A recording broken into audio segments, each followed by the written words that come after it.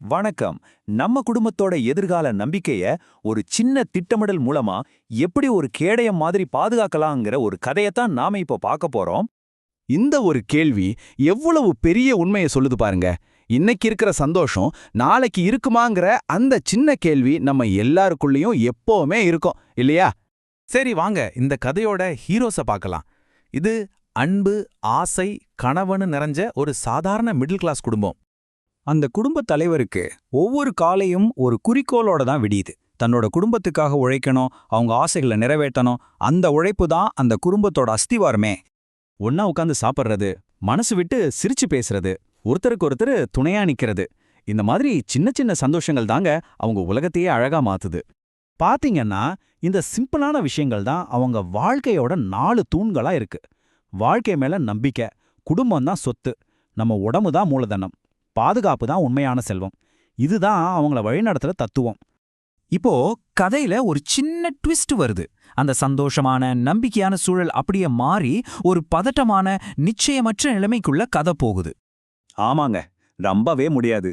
ஆனா சில சமயம் ஒரு சாதாரண காய்ச்சல் கூட ஒரு குடும்பத்துக்கு எவ்ளோ பெரிய சுமையா மாற வாய்ப்பு இருக்கு தெரியுமா? திடீர்னு வர்ற ஒரு மெடிக்கல் எமர்ஜென்சி நம்ம வாழ்க்கையே புரட்டி போட்டுடும். கொஞ்ச நேரத்துக்கு முன்னாடி சந்தோஷமா இருந்த அந்த வீடு இப்ப பாருங்க, ஹாஸ்பிட்டலோட அந்த அமைதி, அந்த குளிர், மனசுக்குள்ள ஒரு இனம் தெரியாத பயம் சூழ ஆரம்பிக்குது. 5 லட்சம் ரூபாய்.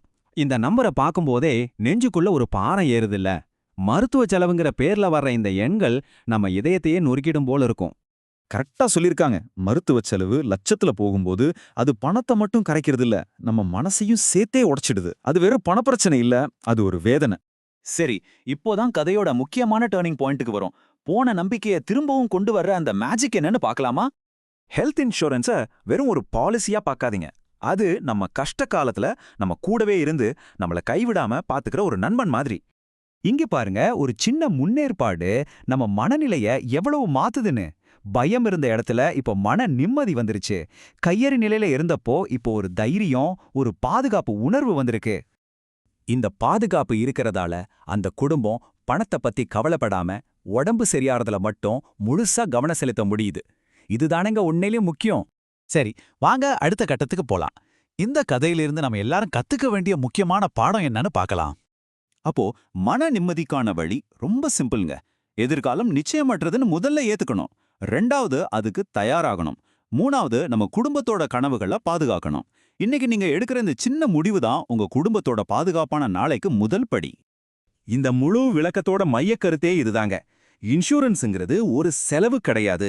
அது நம்ம குடும்பத்தோட மன நிம்மதிக்காகவும் பாதுகாப்பான எதிர்காலத்துக்காகவும் நாம செய்யற ஒரு முக்கியமான முதலீடு.